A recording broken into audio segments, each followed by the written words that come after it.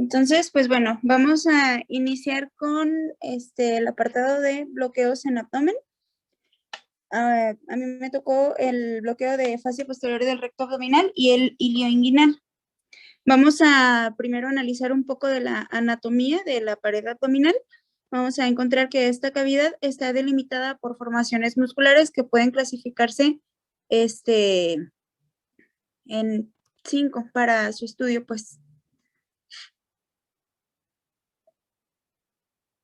Vamos a tener que está, pues de la parte posterior vamos a encontrar el cuadrado lumbar, el psoas y el iliopsoas. En la parte lateral de la pared vamos a encontrar al oblicuo mayor, al menor y al transverso. Vamos a encontrar en la pared anterior el recto abdominal y el músculo piramidal. En la parte superior va a estar limitada por el diafragma y en la parte inferior por los músculos perineales. Estos músculos o estas estructuras van a estar enmarcadas pues por estructuras óseas. Proximalmente vamos a encontrar los arcos costales y el apéndice sifoides y las uniones costocondrales, y de forma distal vamos a encontrarnos con el borde superior de la pelvis, y hacia posterior pues con las apófisis transversales de las vértebras lumbares. Se va a dividir en planos, y pues de afuera hacia adentro, por decirlo de alguna manera, vamos a encontrar primero la piel, que es lo que se vería en la parte más externa de nuestro dibujo o más superficial. Después vamos a encontrar el tejido celular subcutáneo, la fascia superficial, la profunda, luego el músculo, la fascia extraperitoneal y al final el peritoneo, que es a donde no tenemos que llegar cuando vamos a poner un bloqueo abdominal. Este es nada más pues un esquema, un resumen de los músculos que están en la pared abdominal, el origen, las inserciones, la inervación y la función de cada músculo. Vamos a verlos uno por uno de cualquier forma a continuación. Listo, iniciamos con el recto abdominal. Este es un músculo que va a estar alargado, grueso, se va a extender desde la pared anteroinferior del tórax hasta el apéndice sifoides a lo largo de toda la línea media. Se va a insertar en tres configuraciones de la cara anterior de los cartílagos costales de las 5, 6 y séptima costilla, y en el apéndice sifoides, como podemos observar en la imagen. También va a estar insertado en el ligamento coxosifoideo, y hacia distal va a insertarse en el borde anterior del pubis. El siguiente músculo que vamos a analizar es el oblicuo externo. Este va a seguir una dirección, digámoslo así, inferomedial, o sea, va a ir hacia abajo y hacia el centro. El límite músculo tendinoso va a descender de tal forma que hacia la línea media o la línea alba, por debajo de la altura de la espina ilíaca anterosuperior, se va a transformar completamente en aponeurosis, es decir, se van haciendo como más delgados y van teniendo menos fibras musculares y más fibras de tipo aponeurótico. Y distalmente va a formar entonces después el ligamento inguinal. El origen va a ser en la superficie anterior de los últimos 8 arcos costodorsales, y es el músculo que tiene mayor grosor en la pared lateral. La dirección ya la mencionamos, de abajo hacia medial. La aponeurosis también va a permitir o a contribuir en la formación de la fascia del recto, y se pliega inferiormente para formar el ligamento inguinal, como ya lo habíamos mencionado también. El músculo oblicuo interno lo vamos a encontrar entre el oblicuo externo y el transverso, más o menos a ese nivel. Va a estar cubierto por el músculo dorsal ancho, y van a ser en el tercio distal, en el tercio lateral del ligamento inguinal. En los 2 tercios anteriores de la cresta ilíaca y en la fascia toracolumbar, al nivel de la línea semilunar, se va a transformar también en aponeurosis. Digamos que es al revés que el oblicuo externo, que el oblicuo externo es primero músculo, si lo vemos de lateral hacia inferomedial, es primero músculo y luego se convierte en aponeurosis, y va a ser al revés. De las crestas va a ser músculo y se va a convertir en aponeurosis en la pared lateral del abdomen. ¿Dudas hasta este momento? No, todo bien. No, gracias. Bien, continuamos entonces con el transverso. Este músculo es el más profundo de los tres músculos laterales del abdomen y tiene un recorrido más en dirección horizontal. Ah, en las zonas medias se va a hacer también más muscular y en los extremos va a ser más tendinoso o aponeurótico y va a ocupar toda la mitad de la pared abdominal, desde la columna vertebral hasta la línea alba. O sea, como si nos envolviera, por decirlo de alguna manera.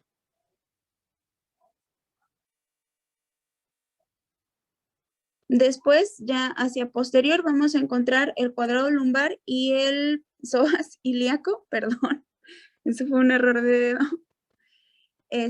Respecto al cuadrado lumbar, va a ser un músculo plano, cuadrilátero, que se va a situar entre la última costilla y se va a fijar del otro lado hacia caudal en la cresta ilíaca. Y el iliopsoas se va a dividir en dos músculos, el ilíaco y el psoas mayor. El ilíaco se va a originar en la fosa ilíaca y sus fibras descienden para formar el tendón del psoas e insertarse en el trocánter menor. Y el psoas mayor va a tomar su origen en los cuerpos aponeuróticos de la fascia transversa en la primera a la cuarta vértebra lumbar.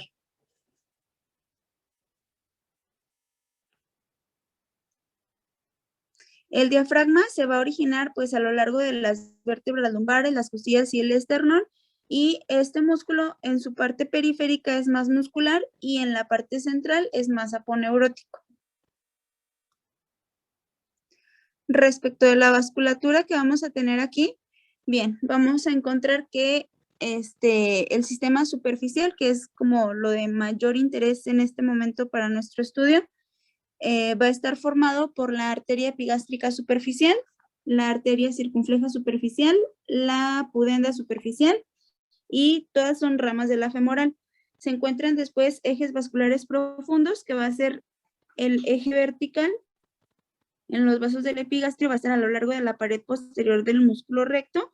En el eje horizontal va a estar formado por las últimas 6 ramas de las arterias intercostales y lumbares, y el eje vertical lateral va a estar formado por las ramas ascendentes de la arteria circunfleja profunda. La arteria epigástrica superior va a originar, o se va a originar más bien en la división de la mamaria ya más hacia el tórax, en la arteria musculofrénica y la arteria epigástrica superior, y va a perforar hacia la fascia posterior del recto para descender y dar 2 o más ramas que se anastomosan en la arteria epigástrica inferior. Esto es importante que lo conozcamos porque si nosotros funcionamos la arteria epigástrica superior durante un bloqueo abdominal, de pared abdominal, de fascia posterior específicamente, podemos causar un sangrado silente. Entonces, pues no nos vamos a dar, digamos, cuenta y vamos a ocasionarle una complicación al paciente. La arteria epigástrica superficial se va a originar en la ilíaca externa, distal es el ligamento inguinal y asciende más o menos unos 2 centímetros lateral a la línea semilunar entre la fascia Camper y la fascia Scarpa. Las arterias intercostales y lumbares van a acompañar a sus nervios homónimos entre el oblicuo menor y el transverso. Se van a meter tanto nervios como vasos entre esos músculos o entre las fascias. Y el retorno venoso se va a originar, digamos, de manera paralela a cómo van las arterias y va a acabar drenando sobre la vena acigos, la vena subclavia o la ilíaca. Más o menos así se va a dividir. Respecto de la inervación, pues bueno, digamos, están obviamente los dermatomas y vamos a encontrar que los nervios intercostales inferiores y los nervios del plano lumbar nos van a dar la inervación de la pared abdominal anterolateral. 6 intercostales, o sea, de T7 a T12, y los nervios ilio hipogástrico e ilio inguinal van a ir paralelos a sus homónimos vasculares, como ya lo habíamos mencionado, en la capa entre el oblicuo menor y el transverso, y estos nos van a proporcionar inervación tanto sensitiva como motora.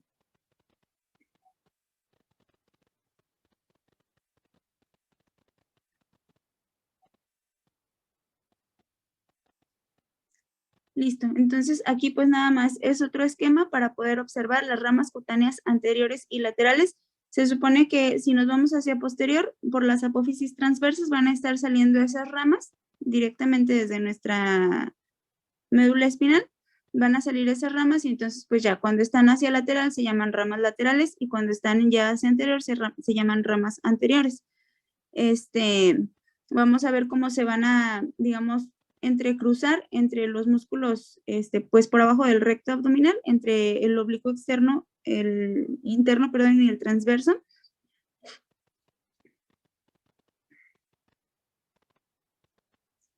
Listo. Entonces, iniciamos ahora sí con el bloqueo de fascia posterior del recto abdominal.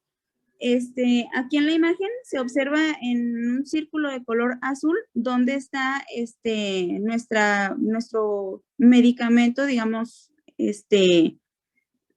inyectado en la fascia posterior y así es como logramos el bloqueo de fascia posterior del recto abdominal. ¿Ok? Las indicaciones para este tipo de bloqueos es, por ejemplo, para una cirugía de hernia periumbilical, una pilorotomía o cirugías que van a ser de abdomen bajo. La porción central de la pared abdominal va a estar inervada por las ramas anteriores de T6 a L1 y se va a encontrar en el vientre del músculo recto abdominal y en la vaina posterior del músculo recto abdominal, como podemos observar en nuestra imagen. Digamos, nos pueden funcionar estos bloqueos como para anestesia y analgesia en procedimientos que van a involucrar la línea media, como ya lo mencionamos. La sonda que se recomienda es una zona lineal.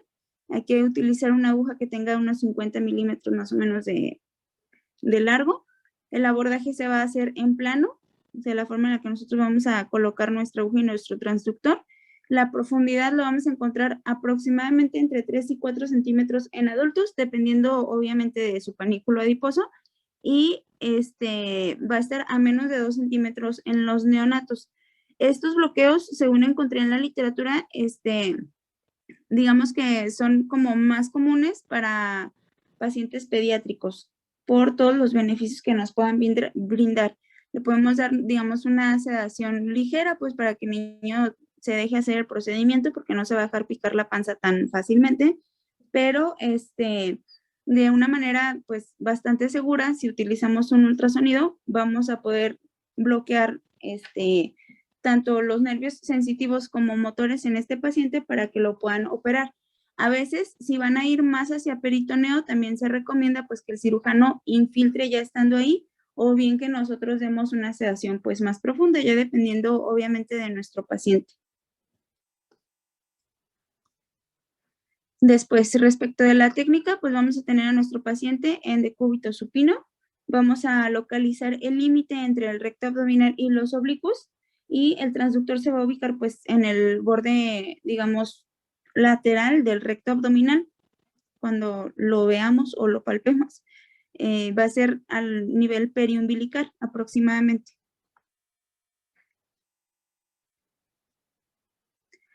Listo. Ya que estemos viendo nuestra imagen ultrasonográfica, vamos a localizar la fascia posterior, la fascia transversa, el peritoneo y la arteria epigástrica, como habíamos mencionado. La vaina posterior del recto abdominal, como podemos observar aquí en las dos flechitas, se va a ver hiperecoica con múltiples capas. Y esto es porque las tres aponeurosis de las capas musculares van a formar la vaina del recto. Listo, el punto en el que vamos a infiltrar es entre la pared del posterior del músculo y la fascia posterior del recto abdominal. O sea, literal entre donde se termina el músculo y donde inicia la fascia. Vamos a utilizar, como ya habíamos mencionado, técnica en plano.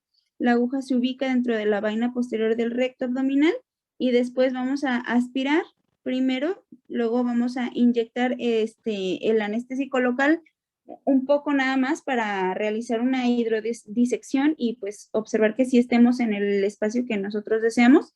La profundidad media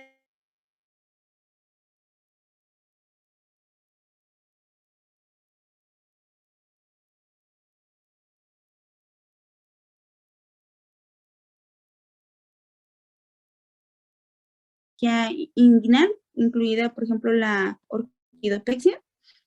Vamos a utilizar también una sonda lineal con una aguja de 50 milímetros. El abordaje también va a ser en plano. La profundidad aquí es más o menos de 1 a 3 centímetros y el volumen que vamos a meter va a ser de aprox 30 milímetros en 30 mililitros, perdón. En los niños tenemos, digamos, un límite de 2.5 miligramos por kilo de peso. Entonces, tanto el nervio inguinal como que los vemos aquí a la derecha de sus pantallas, tanto el nervio inguinal como el ilio hipogástrico van a surgir de L1 y van a emerger en la parte superior del borde lateral del psoas. Entonces, el ilio inguinal va a ser más pequeño y va a estar caudal al ilio hipogástrico. Van a atravesar oblicuamente el anterior, de forma anterior, perdón, al cuadrado lumbar, o sea, ya estamos en la pared posterior del abdomen, perforan el transverso abdominal cerca de la cresta ilíaca anterior.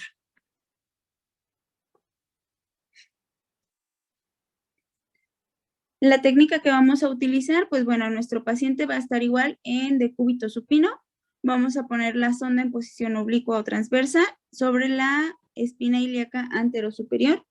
Y pues bueno, estos nervios, el ilio inguinal e ilio hipogástrico, van a ofrecer inervación sensorial a la pared baja del abdomen, en la parte superior de la cresta y el muslo. Una vez que ya tenemos nuestro transductor y estamos viendo nuestra imagen, vamos a identificar las siguientes estructuras, que son el oblicuo externo, el oblicuo interno, el transverso y la cavidad peritoneal. Vamos a encontrar los nervios más o menos dentro del plano entre el oblicuo interno y el transverso, y el oblicuo externo puede verse como una delgada capa, como una capa muy delgada, como si fuera solo aponeurosis. Siempre hay que identificar la cavidad peritoneal, es muy importante para evitar complicaciones de nuestro bloqueo. Y el rango de distancia más o menos del nervio ilioinguinal al peritoneo va a ir de 1 a 4.6 milímetros en pacientes que son en edad pediátrica. ¿Ok? Entonces, importante. Y bueno, aquí vamos a ir viendo una secuencia de imágenes donde, pues aquí está el ultrasonido. Estamos observando la cresta ilíaca del lado izquierdo de su pantalla y de arriba hacia abajo vamos a ubicar el músculo oblicuo externo, el oblicuo interno. Esos dos círculos amarillos son el ilio inguinal y el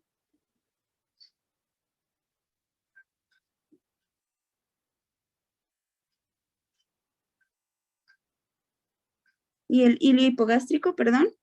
Y hacia abajo ya vamos a encontrar el transverso. Y entonces, bueno, ese puntito abajo de la aguja que yo puse, de la jeringa que yo puse, se ve un punto como muy marcado. Abajo, hacia abajo se ve una hidrodisección. No sé si lo alcancen a observar. Si no, vamos a ver si lo puedo señalar. Aquí. Exactamente aquí donde está el puntito rojo ahorita en la pantalla, esa es la aguja del ultrasonido. Y pues aquí ya se está iniciando la hidrodisección. En la siguiente imagen la podemos observar ya pues mejor, porque ya no la dibujaron. Y pues ahí están otra vez las estructuras y nuestra hidrodisección que comienza. Igual que con otros bloqueos a otro nivel, vamos primero a poner, digamos, una parte nada más o una pequeña porción de nuestra dosis para asegurarnos de que estemos ahí al nivel, pues, adecuado cuando es guiada por ultrasonido.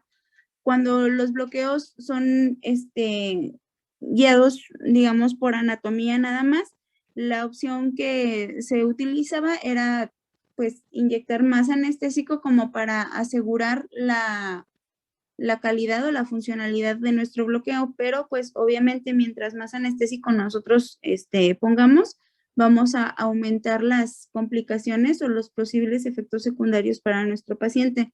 Entonces, esa es la ventaja o una de las ventajas principales que tiene utilizar el ultrasonido o guiarnos con ultrasonido cuando ponemos un bloqueo, que disminuimos pues ese error que puede existir, aunque pues también hay que estar, digamos, conscientes de que el ultrasonido es una herramienta que también puede ser operador dependiente, entonces necesitamos, digamos, ser pues hábiles, adquirir las habilidades necesarias para lograr pues poner bloqueos de forma adecuada. Y listo, sería todo. No sé si tengan alguna duda, alguna pregunta,